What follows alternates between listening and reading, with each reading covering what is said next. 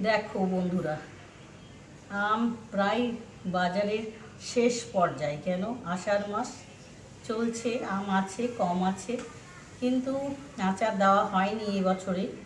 তো আজকে fresh ডেলিতে welcome, সবাইকে ওয়েলকাম জানিয়ে এই দেখো বড় বড় ফজলি আম, এই হচ্ছে আচার দেবো। এই আমের আচার দিলে কি হয়, আচারটা বেশি টক হয় না। বেশি টক আচার কিন্তু আমরা খেতে পারি না। টক হয় এই আচারের, কিন্তু কম হয়। তো এই আচারটা আমাদের বাড়িতে করা হয়। তো আমি এই আচারের আজকে আমের আচার করব। তো দেখো, কাটা থেকে ধোয়া থেকে কিভাবে করছি সেটা তোমরা দেখাচ্ছি। তো welcome welcome to back my YouTube channel. সবাইকে অনেক স্বাগত, সুস্বাগত বন্ধুরা। দেখো, আমি চেয়ারে তো বসতে পারি না, এসে মাটিতে মেঝেতে বসতে পারি না, চেয়ারে বসেই আম কাটছি। পিছনটা কেটে নিচ্ছি দেখো।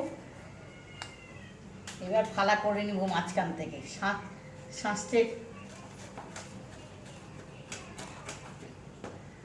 আঁটি থাকবে, সেই মাঝখান থেকে কিন্তু ফালা করতে হবে।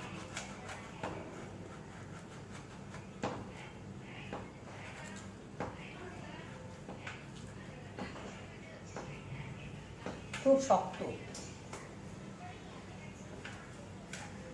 বটিটা যদি না বেশি করে চাপ দাও তাহলে কাটতে পারবে না।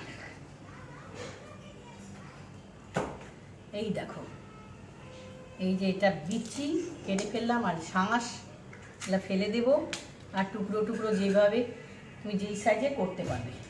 তো কেটে নিচ্ছি।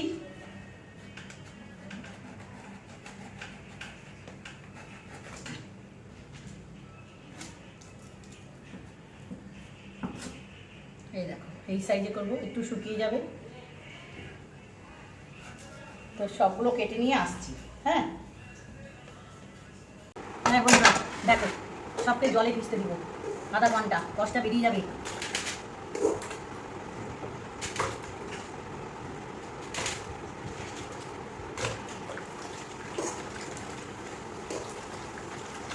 জলে আধা ঘন্টা ভিজবে, তারপরে ফিরে আসছি তোমাদের। জলে কত কষ, নানা তো বুঝতে পারছো কি না। আর এইরকম ঝুড়ি নিয়েছি দেখো, এই ঝুড়িতে সবগুলো আমকে তুলে নেব। সবটা তুলে নিলাম। চলো, বারান্দায় এসেছি, রোদে দিলাম, জলটা ঝরবে আগে, তারপরে কি করব। তারপরে জলটা একটু ঝরে যাবে, তারপরে পরে পরে সব দেখাবো তোমাদের। তো আচার দেওয়ার জন্য রেডি বন্ধুরা। 5 মিনিটেই আচার দেওয়া যায়, 5 মিনিটে আচার, এই আমের টক ঝাল আচার বন্ধুরা। তো লবণ, হলুদ আর 5 ফোড়ন দিয়ে প্রথমে ভালো করে নাড়িয়ে নিচ্ছি। নাড়িয়ে নেওয়ার পরে চলো মশলাটা তৈরি করব, আচারের মেন মশলাটা।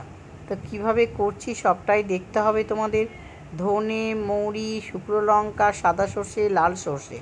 চলে এলাম রান্নাঘরে, কড়াইয়ের মধ্যে প্রথমে আমি লঙ্কাটাকে হালকা রোস্ট করে নিচ্ছি, কারণ লঙ্কাটার সাথে সব কিছু দিলে কিন্তু ভালো করে ভাজা হয় না। তো এগুলো হালকা হালকা করে ধনে মৌরি ভাজছি প্রথমে।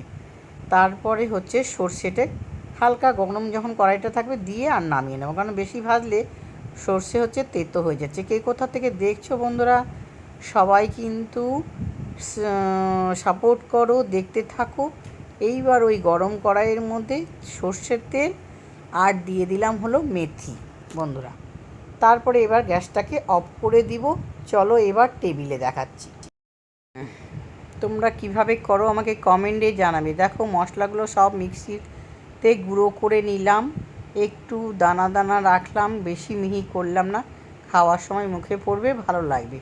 আর গরম করা তেলটা, মানে হালকা উষুম গরম করা তেলটা দিয়ে দিলাম। দিয়ে এবার সম্পূর্ণ আচারগুলোর মধ্যে দিয়ে ঝাঁকিয়ে ঝাঁকিয়ে সব মশলাগুলো যাতে আচারের মধ্যে ঢুকে যায়।